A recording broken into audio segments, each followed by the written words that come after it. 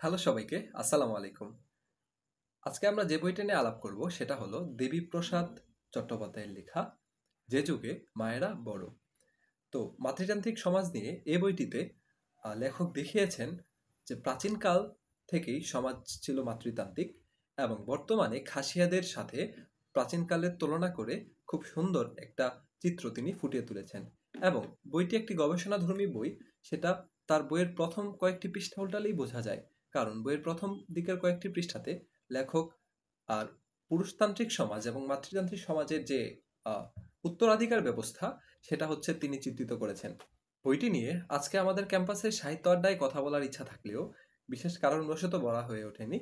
আজকে আমাদের সাহিত্য আড্ডায় এসে যুক্ত হয়েছিল প্রথম আলো বন্ধু সবার বন্ধুরা।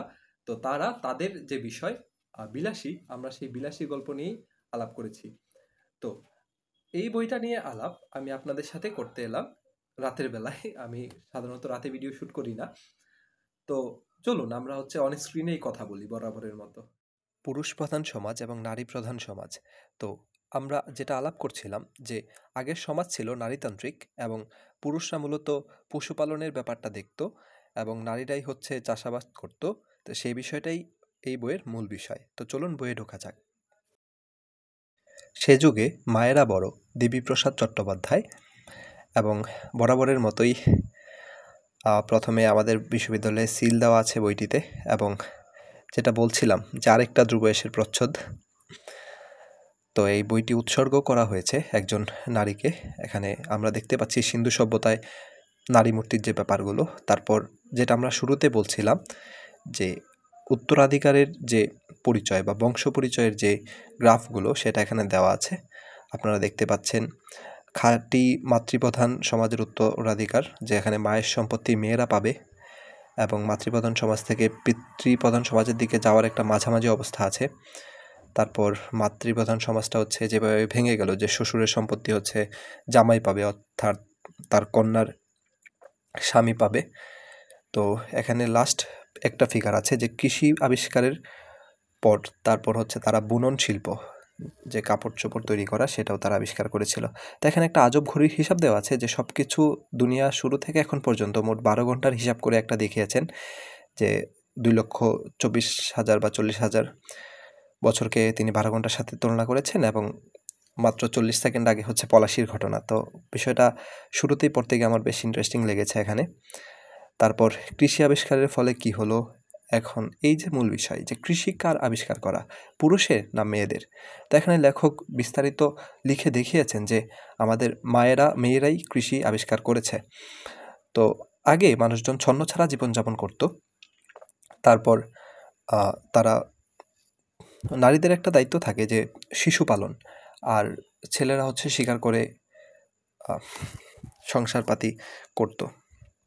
তো শিশু পালন করতে গিয়েই তাদের আর বাহিরে গিয়ে শিকার করাটা হতো না। তো এই শিশু পালন করতে করতেই তারা খেয়াল করেছিল যে কিভাবে চাষাবাদটা শুরু করা যায়। তারপর একটা কথা আছে যে কামাখ্যার মেয়েরা জাদু জানতো। তো আসলে জাদু জানা বলতে এখানে যেটা দেখানো হয়েছে যে তারা হচ্ছে সমাজের প্রধান ছিল। তো এখানে চীন, তিব্বত, সুদূর প্রাচ্যে কীভাবে হচ্ছে মেয়েদের রাজত্ব ছিল বা মেয়েদের রাজ্য ছিল, সে বিষয়গুলো লেখক এখানে বলেছেন। বা কয়েক পৃষ্ঠা আগে আপনারা হয়তো খেয়াল করেছেন যে ছেলের সম্পত্তি কে পাবে। তারপর এখানে দেওয়া আছে মোহেনজোদারোদের ইতিহাস, যেটা হচ্ছে ভারতবর্ষের ইতিহাস। তো এই সমাজটাও ছিল মাতৃতান্ত্রিক। এখানে আপনারা দেখতে পাচ্ছেন সুমেরীয় সভ্যতার যে নগরগুলো, তার একটা সংক্ষিপ্ত ইতিহাস এখানে বলা আছে। যে স্ত্রীদের জন্য সেখানে আলাদা একটা সভা বসতো, মন্ত্রিসভা বসতো। তারপর ভারতীয় সভ্যতার একটা গল্প এখানে দেওয়া আছে। তা এখানে একটা আর্গুমেন্ট আমার কাছে খুব ইন্টারেস্টিং লেগেছে, সেটা হলো যে ইন্দ্র, বরুণ, মিত্র, পুরন, অগ্নি, সূর্য এবং মাতারিশ্ব, আমি উচ্চারণ ভুল করে থাকলে দুঃখিত, এই দেবতাদের থেকে দেবীরা বেশি সেলিব্রেটেড হয়। এই আর্গুমেন্টটা আসলেই চোখে পড়ার মতো নোটেবল। তো এই ছিল দেবীপ্রসাদ চট্টোপাধ্যায়ের মাতৃতান্ত্রিক সমাজ, সে যুগে মায়েরা বড়। আচ্ছা, শেষ হয়েও হইল না শেষ।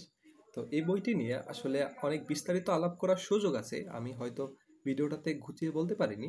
তবে এখানে লেখক খুব সুন্দরভাবেই দেখিয়েছেন যে মাতৃপ্রধান সমাজের উত্তরাধিকারের বিষয়গুলো কিভাবে কাজ করে। অর্থাৎ যে আপনার বাবা অর্থাৎ মাতৃপ্রধান সমাজে আপনার বাবা হচ্ছে আপনি তার বংশধর নন এবং আপনার বাবা হচ্ছে তার বাবার বংশধর নয়, আপনার বাবা হচ্ছে তার মায়ের বংশধর। তো এই ব্যাপারগুলো খুবই সুন্দরভাবে ব্যাখ্যা করা আছে বইটিতে।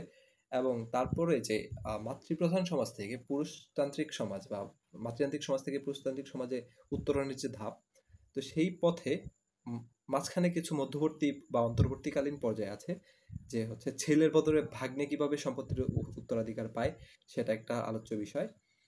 তো এখানে মূলত লেখক দেখিয়েছেন যে সেই প্রাচীনকাল থেকেই মানুষের সমাজ ছিল মূলত মাতৃতান্ত্রিক এবং কালের আবর্তনের সাথে সাথে সেটা পুরুষতান্ত্রিক সমাজে পরিণত হয়।